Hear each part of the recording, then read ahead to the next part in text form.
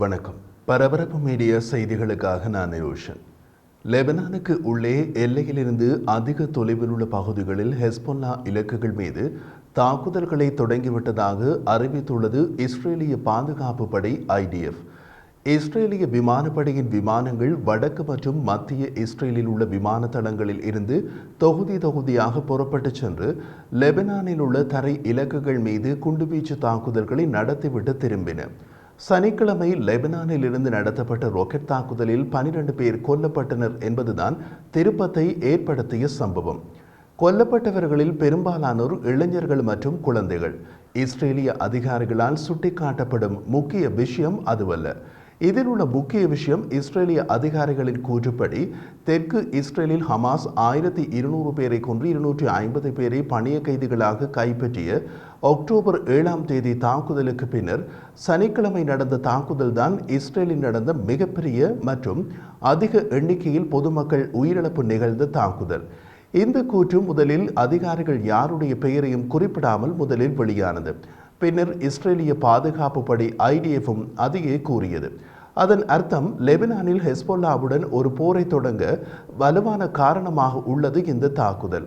அதன்பின் இஸ்ரேலிய விமானப்படை லெபனானுக்குள் நடத்திய தாக்குதல்களின் இலக்குகள் ஹெஸ்பொல்லாவின் ஆயுதங்கள் மற்றும் உள்கட்டமைப்புகள் என்று இஸ்ரேலிய இராணுவம் கூறியது.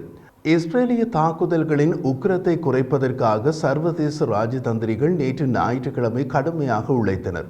லெபனான் எந்த ஒரு போர் விரிவாக்கத்தினாலும் பாதிக்கப்படும், அதனால் கடுமையான தாக்குதல்களை நடத்த வேண்டாம் என்று இஸ்ரேலுக்கு அழுத்தம் கொடுக்குமாறு லெபனானின் அரசாங்கம் அமெரிக்காவிடம் வேண்டுகோள் விடுத்துள்ளது என்று வெளியுறவு அமைச்சர் அப்துல்லா ஃபௌஹபீப் தெரிவித்தார். இஸ்ரேலிய இராணுவ உளவுத்துறையின் தகவல்கள் மற்றும் கட்சியின் மதிப்பீட்டை மேற்கோள் காட்டி வடக்கு இஸ்ரேலின் மஜ்தல் ஷம்ஸில் சனிக்கிழமை நடந்த தாக்குதலை நடத்தியது ஹெஸ்பொல்லா தான் என்று இஸ்ரேலிய பாதுகாப்பு படை IDF கூறியது. அமெரிக்கா அது பற்றி முதலில் அதிகாரப்பூர்வமாக எதுவும் தெரிவிக்கவில்லை.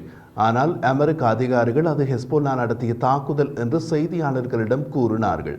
லெபனானில் இருந்து ஏவப்பட்ட ராக்கெட் வழக்கத்திற்கு மாறாக அதிக எடையுள்ள, அதாவது 50 கிலோகிராம் அல்லது சுமார் 110 பவுண்ட்ஸ் எடையுள்ள வெடிப்பு முனையை கொண்டிருந்ததாக இஸ்ரேலிய இராணுவம் தெரிவித்தது. அப்படியான ராக்கெட்களை ஏவும் வசதி லெபனானில் ஹெஸ்பொல்லாவிடமே உள்ளது. ஆனால் ஹெஸ்பொல்லா அந்த தாக்குதலுக்கும் தமக்கும் எந்த தொடர்பும் இல்லை என்று மறுத்தது. எகிப்தின் வெளியுறவு அமைச்சு லெபனானில் ஒரு புதிய போர் முனையை திறப்பதன் ஆபத்து குறித்து எச்சரித்தது. இது மத்திய கிழக்கு ஒரு பிராந்திய மோதலுக்குள் தள்ளக்கூடும் என்று அவர்கள் கூறினார்கள். காசாவில் போர் நிறுத்தத்தை உறுதிப்படுத்த தவறியதன் ஆபத்துக்கள் குறித்து மற்ற அரபு நாடுகளின் எச்சரிக்கைகளில் எகிப்தும் எதிரொலித்தது. வாஷிங்டனில் இருந்து அவசரமாக பயணம் செய்து நேற்று ஞாயிற்றுக்கிழமை இஸ்ரேல் திரும்பிய இஸ்ரேலிய பிரதமர் பெஞ்சமின் நேதன்யாகு உடனடியாகவே தனது போர் அமைச்சரவையை கூட்டினார். 1 மணி நேர அமைச்சரவை கூட்டத்தை நடத்தியதில் பிரதமர் பெஞ்சமின் நேதன்யாகுவுக்கும் அவரது பாதுகாப்பு அமைச்சருக்கும் ஹெஸ்பொல்லாவுக்கு எதிராக போரை தொடங்கும் தன்மை மற்றும் நேரத்தை தீர்மானிக்க அதிகாரம் அளித்தது போர் அமைச்சரவை. அதற்கு முன்பே நேற்று ஞாயிற்றுக்கிழமை காலை லெபனானில் உள்ள பல இலக்குகளை இஸ்ரேலிய விமானப்படையின் விமானங்கள் தாக்க தொடங்கிவிட்டன. ஞாயிற்றுக்கிழமை இஸ்ரேலிய பாதுகாப்பு அமைச்சர் ஜோவ் காலண்டின் அலுவலகம் வடக்கு எல்லையில் இஸ்ரேலிய துருப்புக்களை எந்த ஒரு சாத்தியமான திடீர் போர் உத்தரவுக்கும் முழு தயார் நிலையில் இருக்கும்படி உத்தரவிட்டதாக கூறியது. இஸ்ரேலிய பாதுகாப்பு அமைச்சர் ஜோவ் காலன் ஞாயிற்றுக்கிழமை மஜ்தல் ஷம்ஸில் பாதிக்கப்பட்டவர்களுக்கு இரங்கல் தெரிவித்தார். அங்கு பேசிய அவர், லெபனான் மக்களும் நாமும் அருகருகே வாழ்கின்றோம். அனைவரும் ஹெஸ்பொல்லாவின் தீவிரவாதத்தால் பாதிக்கப்படுகிறோம். ஈரானிய ஆதரவு இயக்கம் ஹெஸ்பொல்லா இந்த இழப்புக்கு மிகப்பெரிய விலை கொடுப்பதை உறுதி செய்வோம் என்று கூறினார். அதற்கு முன் அமெரிக்காவிலிருந்து புறப்பட்ட பிரதமர் பெஞ்சமின் நேதன்யாகு வெளியிட்ட எச்சரிக்கையிலும் ஹெஸ்பொல்லா இதுவரை கொடுக்காத பெரும் விலையை இதற்கு கொடுக்கும் என்று கூறிவிட்டே விமானம் ஏறினார். அமெரிக்க ராஜாங்க செயலாளர் ஆண்டனி பிளிங்கனும் உயிரிழப்புக்கு வருத்தம் தெரிவித்துள்ளார். ஜப்பானின் டோக்கியோவில் நிருபர்களிடம் பேசிய அவர், தாக்குதல் நடத்தியது லெபனானில் இருந்து வந்த ராக்கெட் என்பதுதான் தற்போதுள்ள ஒரே ஒரு அறிகுறி. அது ஹெஸ்பொல்லாவிடமிருந்து வந்ததா என்று பென்டகன் ஆய்வு செய்கிறது என்றார். அதன்பின் அமெரிக்க தேசிய பாதுகாப்பு கவுன்சிலின் செய்தி தொடர்பாளர் ஆட்ரியன் வாட்சன் இந்த தாக்குதலை லெபனானில் இருந்து ஹெஸ்பொல்லா நடத்தியதாக ஞாயிற்றுக்கிழமை இரவு உறுதி செய்தார். அது அவர்களின், அதாவது ஹெஸ்பொல்லாவின் ராக்கெட் அவர்கள் கட்டுப்பாட்டு பகுதியில் இருந்து ஏவப்பட்டது என்று மேலும் தெரிவித்தார். ஹெஸ்போல்லா தாக்குதலை நடத்தியதாக பைடன் நிர்வாகம் நம்பும் அதே வேளையில் தாக்குதலுக்கு பின்னாலுள்ள நோக்கம் குறித்து வெள்ளை மாளிகை ஒரு முடிவுக்கு வரவில்லை என்று ஒரு அமெரிக்க அதிகாரி எச்சரித்தார்.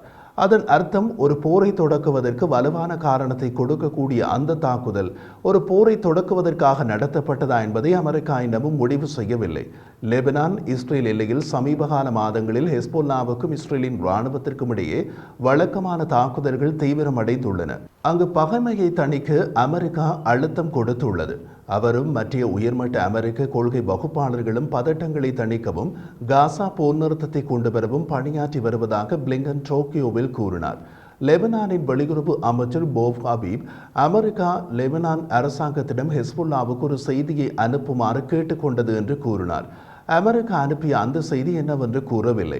ராக்கெட் தாக்குதலில் கொல்லப்பட்டவர்களின் இறுதி சடங்கிற்காக நூற்றுக்கணக்கானவர்கள் ஞாயிற்றுக்கிழமை கோலன் பீடபூமியில் உள்ள ட்ரூட்ஸ் நகரமான மஜ்தல் ஷம்ஸில் உள்ள சமூக மையத்தில் கூடினர். இஸ்ரேலின் அரபு மொழி பேசும் இனமான ட்ரூஸின் ஆன்மீக தலைவர் ஷேக் முபாஃபெக் தாரிஃப் இது ஒரு துக்க நாள் என்று கூறினார். அவர் மேலும் கூறிய போது எமது சமூகத்தில் ஹெஸ்போல்லா மீது அதிக கோபம் உள்ளது. ஹெஸ்போல்லா பொதுமக்களுக்கு தீங்கு விளைவிப்பது ஒரு கருப்பு கோடு. பொதுமக்களுக்கு இஸ்ரேலிய அரசு ஹெஸ்போல்லாவிடமிருந்து பாதுகாப்பு அளிக்க வேண்டும். இந்த போர் ஒரு முட்டாள்தனமான போர், முடிவுக்கு வர வேண்டும் என்று அவர் கூறினார். ஆனால் அவர் அதிக நம்பிக்கையுடன் இல்லை. இரு தரப்பினரும் பேச்சுவார்த்தைக்கு தீர்வு காண முடியாத பிடிவாதமாக உள்ளனர் என்று சுட்டிக்காட்டினார். தாக்குதல் நடத்தப்பட்ட கோலன் பீடபூமி என்பது 1967 இஸ்ரேல் கைப்பற்றி 1981 இஸ்ரேலுடன் இணைக்கப்பட்டு சிரியாவுக்கும் இஸ்ரேலுக்கும் இடையிலான எல்லையில் 500 சதுர மைல் நீளமுள்ள பகுதி. சர்வதேச சட்டத்தின்படி அது சிரியாவுக்கு சொந்தமான பகுதி. 2006 இஸ்ரேலுக்கும் ஹெஸ்போல்லாவுக்கும் இடையே நடந்த 34 நாள் போரில் இரு தரப்பிலும் நூற்றுக்கணக்கான துருப்புகள் மற்றும் பொதுமக்கள் காயமடைந்தனர் அல்லது இறந்தனர். அந்த போரின் பின் ஹெஸ்போல்லா ஈரானிலிருந்து ராக்கெட்கள் மற்றும் ஆளற்ற விமானங்களை பெருமளவில் பெற்றுள்ளது. தவிர அதன் சொந்த ஆயுதங்களையும் தயாரித்துள்ளது. ஹெஸ்போல்லா வான் பாதுகாப்பு திறன்களை வைத்திருக்கிறது, ஆனால் அவை மட்டுப்படுத்தப்பட்ட அளவிலேயே உள்ளன. 2006 இஸ்ரேல் லெபனான் போரை முடிவுக்கு கொண்டு வந்த போது 18 ஆண்டுகால ஐநா பாதுகாப்பு கவுன்சில் தீர்மானத்தின்படி இஸ்ரேலிய எல்லையிலிருந்து ஹெஸ்போல்லா படைகளை 18 மைல்கள் பின்வாங்க வைப்பதை ஒரு பெரிய அளவிலான போரை தடுப்பதற்கான கடைசி ராஜதந்திர வாய்ப்பு என்று இஸ்ரேல் வெளியுறவு அமைச்சு கூறியது. ஐநா பாதுகாப்பு கவுன்சிலில் பேச்சுவார்த்தை நடத்தப்பட்டு இஸ்ரேலுக்கும் லெபனானுக்கும் இடையே தற்காலிகமான எல்லையாக ப்ளூ லைன் நிர்ணயிக்கப்பட்டது. ஐநா பாதுகாப்பு கவுன்சிலின் தீர்மானம் 1701 லெபனான் இராணுவம் அல்லது ஐநா அமைதிப்படையை சேர்ந்த ஆயுதமேந்திய பணியாளர்கள் மற்றும் ஆயுதங்களை மட்டுமே லெபனானுக்குள் இஸ்ரேலிய ப்ளூ லைன் எல்லை அருகே அனுமதிக்கின்றது. லெபனான் இராணுவம் அல்லது ஐநா அமைதிப்படை தவிர்ந்த அனைத்து ஆயுதப்படைகளும் ஹெஸ்போல்லா உட்பட லெபனானின் லிட்டானி நதிக்கு வடக்கே மட்டுமே நடமாட அனுமதிக்கிறது. லெபனானின் லிட்டானி நதி இஸ்ரேலின் ப்ளூ லைன் எல்லைக்கு இணையாக வடக்கே சுமார் 18 மைல் தொலைவில் ஓடுகிறது. அதனால் தான் எல்லையிலிருந்து 18 மைல் தொலைவுக்கு ஹெஸ்போல்லா பின்வாங்க வேண்டும் என்கின்றது இஸ்ரேல். இப்போது சில ஹெஸ்போல்லா காவலர்கள் ப்ளூ லைன் எல்லையிலிருந்து சில மீட்டர் தொலைவில் உள்ளனர்.